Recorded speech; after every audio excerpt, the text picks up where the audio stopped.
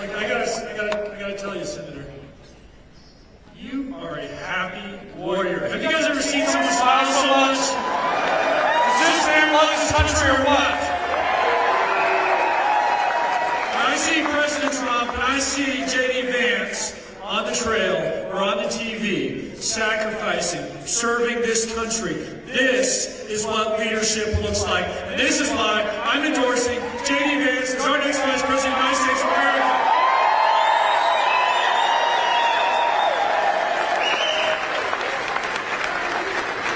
You've heard me say this before. The words that took me from that place of having lost all hope on the battlefield as I was engulfed in flames were quite simple, but so powerful. It was, "Sir, I've got you." Now, I'm trying to live with that in mind is my message to you. And I can tell you, as I look at President Trump, and as I look at JD Vance, and what they're going to do for this country, their message is so similar and resonates in our hearts, as they tell us, they've got us. They've got us now.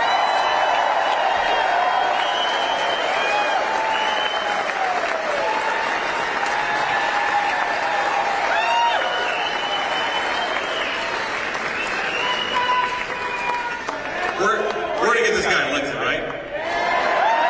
He's a good one. I want to talk a little bit about politicians in this country who have sold out our country.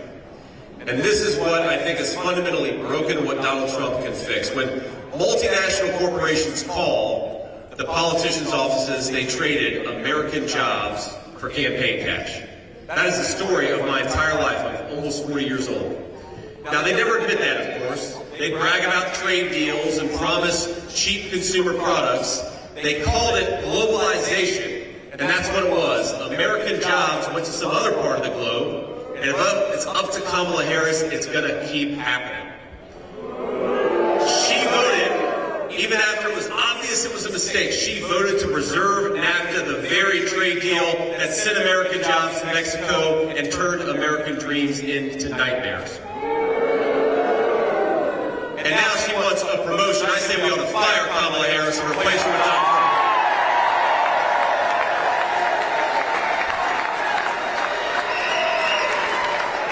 Now, my friends, I want the American dream as a goal for our children and for our grandchildren. You never hear people talk about the American dream anymore. 4 years ago you did, because things were going well.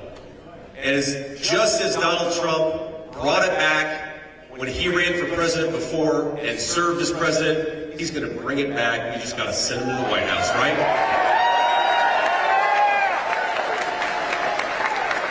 So let's talk a little bit about what we believe in the Republican Party. We believe that 1 million cheap knockoff toasters aren't worth the price of a single American manufacturing job. We believe in rebuilding American factories and rebuilding the American dream, and we're going to stamp more and more products with that beautiful label, Made in the USA.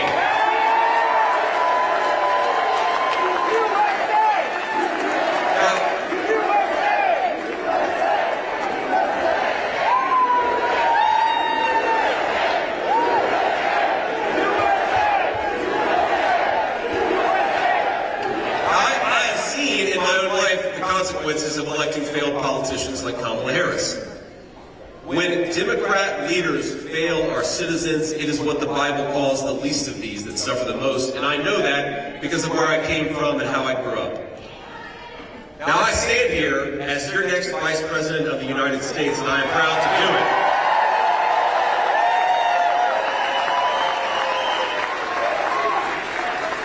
But it wasn't supposed to work out like that. I grew up in a family that struggled with addiction. That's why my grandmother raised me.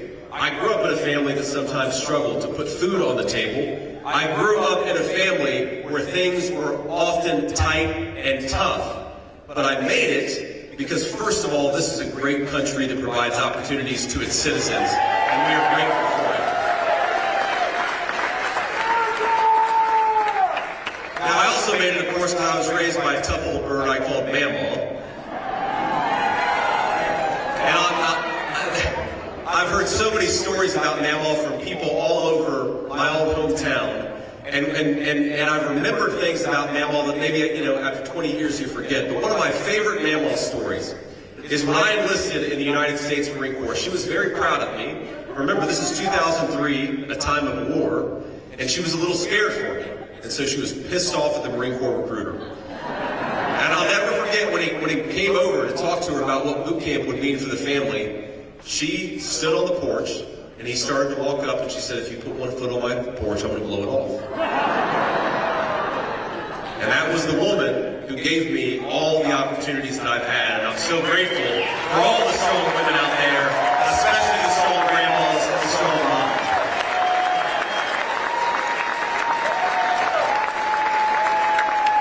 So I have lived the American dream. In fact, I'm living it right now with you all, getting to spend great time and having a lot of fun here in the great state of Nevada. But friends, the dreams that we have for our country and our families, you better believe it, they are on the ballot in November. And the way to preserve that American dream, the way to fight for that American dream, the way to build upon that American dream is to elect Donald J. Trump, the next president of the United States.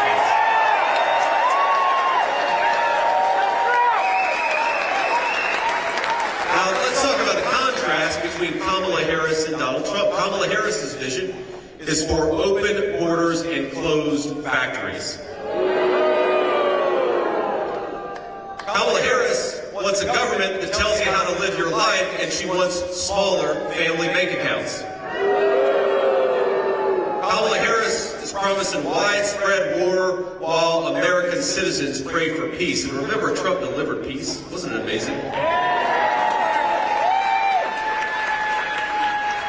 Kamala Harris pledged to ban fracking, which would destroy the energy economy in this country. She vowed to end offshore drilling. She co-sponsored the Green New Scam.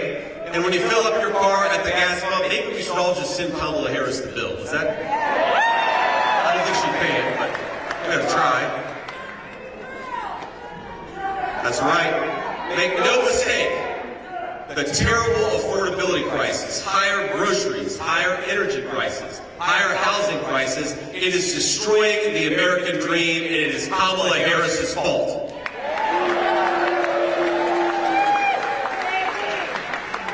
Now, President Trump, of course, built the strongest economy in the history of our country.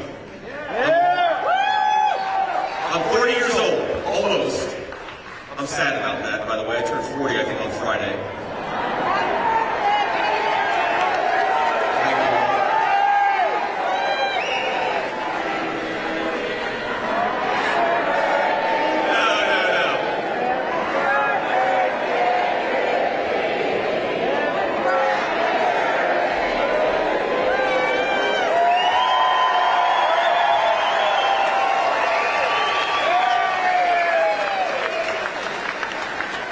Beautiful singing voices, great energy. You've got everything here in Las Vegas. But remember, for 40 years, we had declining wages for workers. Under the Trump administration, we had rising wages for workers. And it's common sense. How did he do it? He delivered a giant tax cut for hardworking families. He rewarded companies that built jobs and factories in the United States of America and penalized the guys who were shipping jobs overseas. He unleashed the entrepreneurial spirit that drives American innovation. He inspired us all to believe once again in the promise of America, that if you work hard and play by the rules, no height is beyond your reach.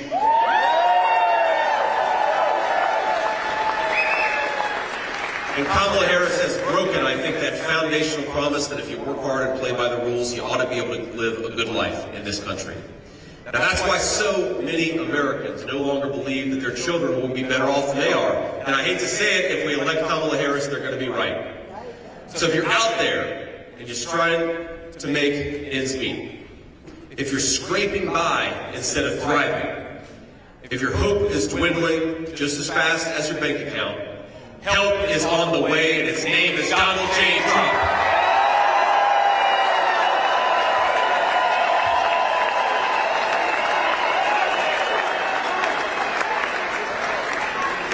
We need a president who is going to make this country wealthy again. We need a president who's going to make life affordable again. We need a president who's going to tell our great American energy workers, drill, baby, drill.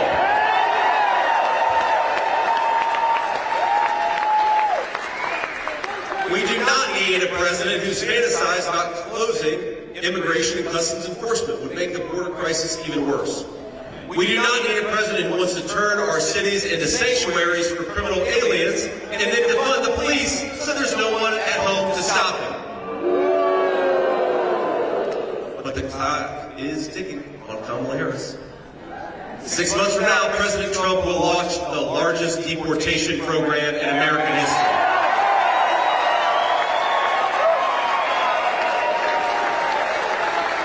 We're going to end catch and release, we're going to ban sanctuary cities, and then we're going to finish building that beautiful Trump border wall. Ain't that right?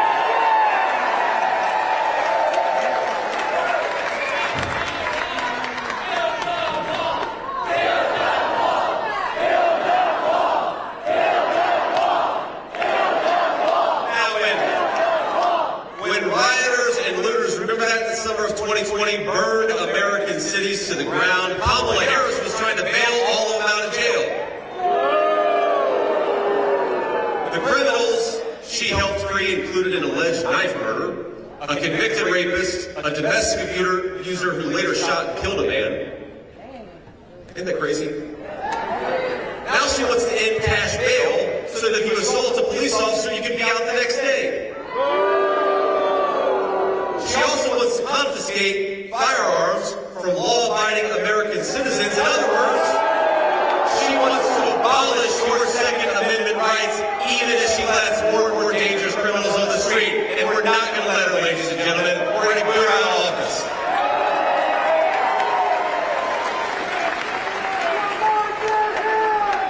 I guarantee you, if Kamala Harris is president, law-abiding citizens are going to struggle. They're going to be sitting ducks. But we're not going to let it happen. Every man's home is his castle, and he should be able to defend it against anyone who threatens his family. It's a simple American principle, and we're going to fight for it. And we know the truth, by the way, that our police are heroes, and we're always going to have their back.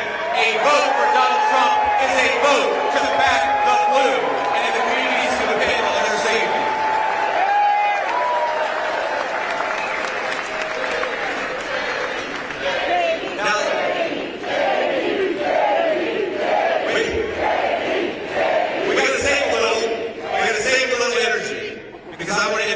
Two of this community's finest. Nicholas Pappas, where's Nicholas? Stand up, sir. And Michael Goodwin of the Police Officers Association. Let's give them a round of applause for everything they do and all those who help us.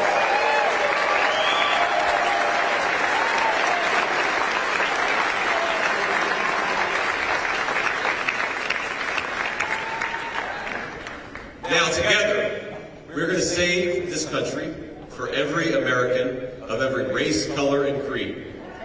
And it all starts with strength. Strong borders, strong families, a strong economy, and a strong president.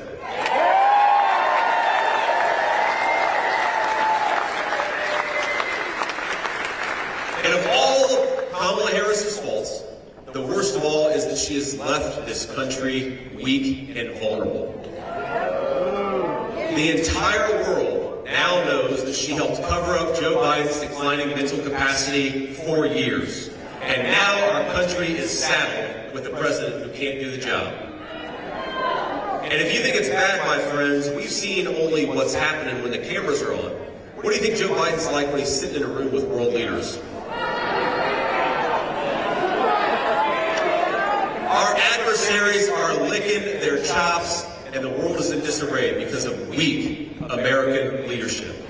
Now, anyone who is too blind to see Biden's incompetence, or more likely too dishonest to admit it, is not fit to serve as commander-in-chief of this country.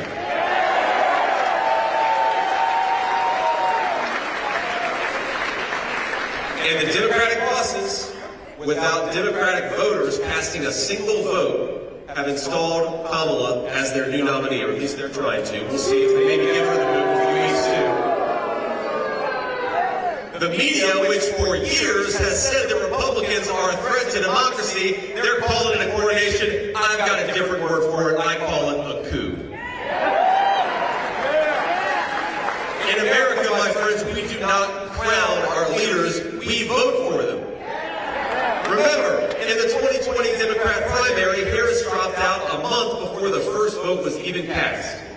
She was so unpopular, she polled in the single digits even among Democrats her entire campaign. She wasn't in the top 3 in her home state of California. We've got to give credit where it's due. Maybe we aren't Democrats, but the Democrats were right in 2020. We don't want a wacky San Francisco liberal serving as commander-in-chief. We don't want Kamala Harris.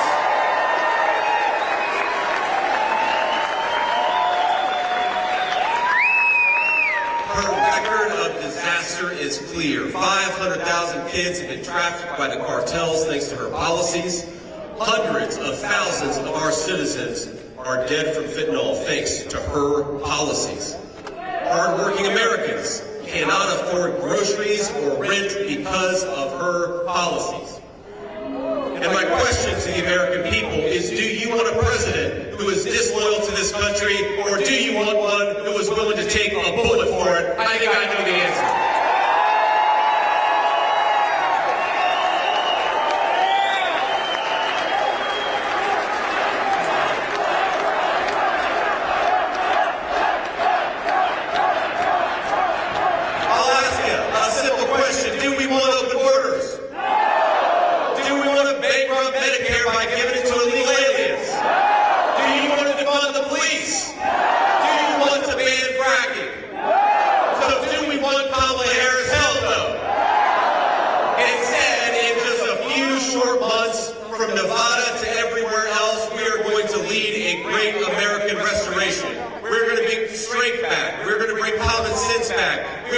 Prosperity back to the American people, and it's starting in Nevada. God bless you all. Let's go elect Donald J. Trump, President of the United States.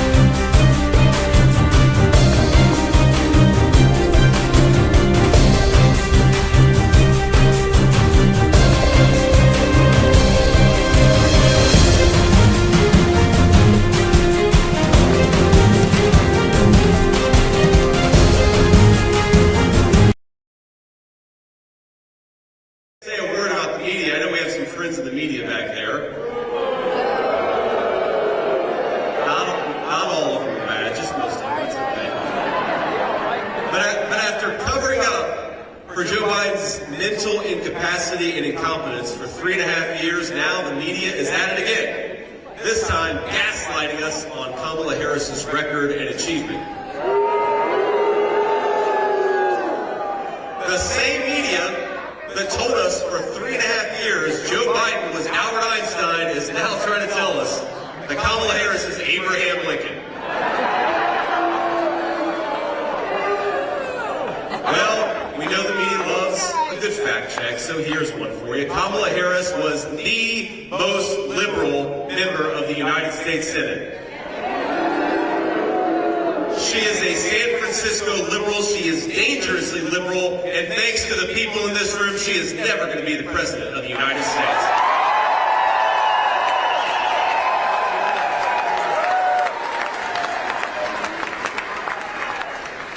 We're not going to listen to the media's lies any longer, and there's nothing they can do about the fact that Kamala Harris owns every failure of the Biden administration over the last 4 years. He didn't know what was going on, so somebody was